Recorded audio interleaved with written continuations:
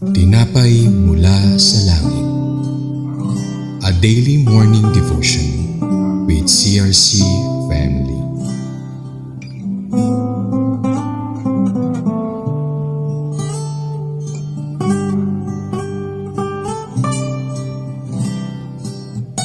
Praise God! Isang mapagpalang umaga mga kapatid. Ako po si Lovely Maglente mula sa CRC Family. Samahan niyo po kami ngayon sa ating programang Tinapay mula sa Langit na ating pang-araw-araw na devotion sa salita ng Diyos. Ngayong umaga ay matutunghayan natin at ating pagbubulay-bulayan ang salita ng ating Panginoon na magmumula sa Deuteronomy verse 32, 1-4. Tayo po muna ay dumako sa ating pambungad na panalangin. Aming Ama sa Langit, salamat po sa umagang ito na kami po ay dinako niyo muli sa programang ito upang matutunan muli at makarinig ng inyong mga katuruan sa Biblia. Panginoon, salamat po sa buhay na patuloy ninyong ipinagkakaloob sa amin araw-araw. Patawarin niyo po kami sa aming mga kasalanan, pakalinisin niyo po ang aming mga puso at tumimo nawa sa aming mga isip ang inyong mga salita. Nawa kayo po ang manguna sa amin ngayong umaga at buksan ninyo po ang aming mga mata upang aming makita ang nais ninyong maipahayag. Gayon din ang aming mga tenga upang aming maunawaan ang nais mong ipahayag sa amin. Naway tanging kalooban mo lamang, Panginoon, ang mamutawi sa aming mga labi at aming maisabuhay ang inyong mga pangaral. Salamat, Panginoon, at tanging sa inyo lamang po namin ibinabalik ang pinakamataas na papuri at pasasalamat sa tanging pangalan ni Jesus. Amen. Ngayon po ay dadako naman po tayo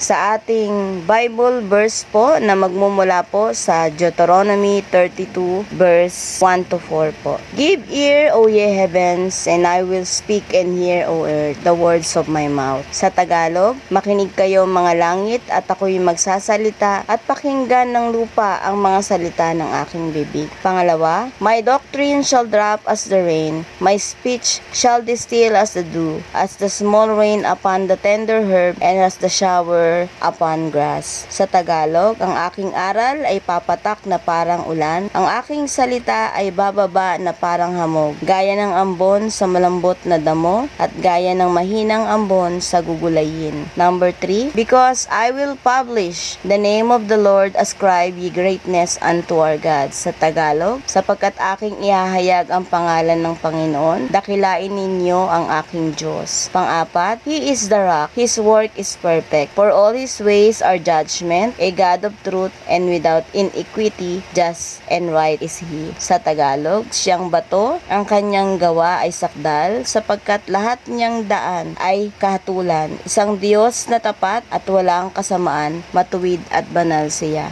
Salamat sa salita ng Diyos. What does Deuteronomy verse 32, 1-4 mean? Moses called on all creation to witness to a lawsuit the Lord brings against His covenant people. It also contains a proclamation of the name of the Lord. Likewise, in Deuteronomy verse 32, 1-4 introduces the song of Moses. It is the declaration of God's faithfulness and righteousness. It emphasizes the importance of God's word, comparing it to life, giving rain and dew, and declares the greatness of the rock, whose work is perfect and ways are just. Moses calls on all creation to listen and emphasizes the significance of God's teaching.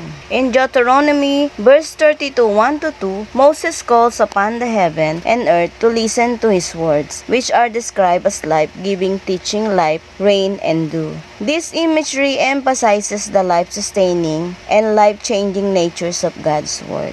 In Deuteronomy verse 32, 3, Moses declares that he will proclaim the name of the Lord and ascribe greatness to God. This verse highlights the importance of praising and acknowledging God's character and action. And in Deuteronomy verse 32, 4, this verse introduces the concept of God as the rock whose work is perfect, and all His ways are just. It further describes God as a God of faithfulness and without injustice, emphasizing His righteousness and uprightness. What is the lesson that Deuteronomy verse 32, 1-4 wants us to understand? Number 1 is God's character and attributes. The rock. Moses described God as the rock, emphasizing His steadfastness and strength. Bakit nga po inahelan tulad ni Moses ang Panginoon sa isang bato? Dahil dito po ay nagbibigay diin po ito sa katatagan at kalakasan gaya ng ating Panginoon. This image conveys that God is a reliable source of strength and refuge for His people even in difficult times. Sinasabi po rito na ang Panginoon po ang pwede nating paghugutan ng ating lakas. Siya po yung ating kanlungan, lalo na po sa oras ng kagipitan at kahirapan.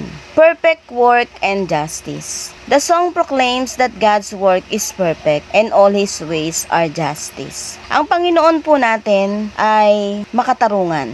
Sabi nga po, lahat po ng gawa ng Panginoon ay fair po, patas. At lagi po siyang may perpektong gawa, highlighting His unwavering faithfulness and commitment to fairness, righteousness, and uprightness. Moses underscores God's inherent righteousness and honesty, emphasizing His unwavering commitment to moral goodness and truth. Binigyan din po ni Moses dito yung likas na matuwid ng ating Panginoon at katapatan. Binibigyan din po dito ni Moses yung salitang unwavering commitment, hindi natitinag na pangako ng Panginoon para sa ating moral goodness and truth. Let heaven and earth bear witness to the power and love of God's word. Moses begins the song of praise by commanding the heavens and earth to bear witness to His word. Give ear, O heavens, and let me speak, and let the earth hear the words of my mouth. In Deuteronomy verse 32:1, the word for give ear or ha-azinu is a commandment to listen. Bakit nga ba inutusan ni Moses ang sangkatauhan? Why would Moses as a mere human command the heavens and earth to listen to his words? Diba? Kung tayo po pagbubulay-bulayan po natin, si Moses po ay tao lamang. Pero bakit po kaya niyang mag-command sa sangkatauhan? Dahil si Moses po ang itinalaga ng Panginoon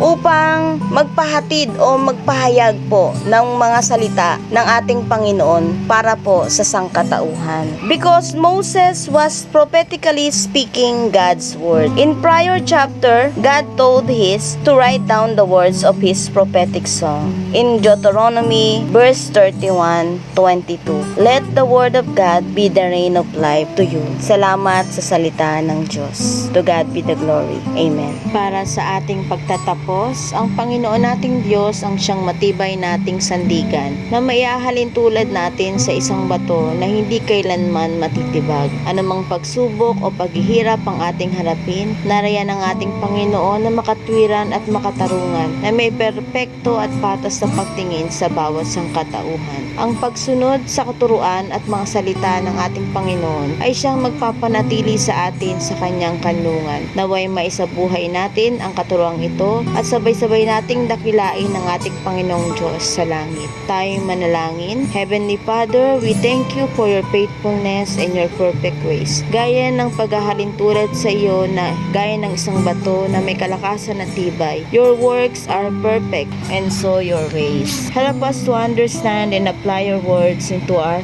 everyday life. At ito'y pumatak na parang ulan sa aming mga puso, nourishing and refreshing us spiritually. May our lives reflect your glory and truth. Protect us from injustice and wrong, and guide us to live in righteousness. Na sa tuwin ay humahanap ng iyong gabay at katalinuhan sa aming buhay. Sa pangalan ni Jesus na aming Diyos at tagapagligtas. Amen.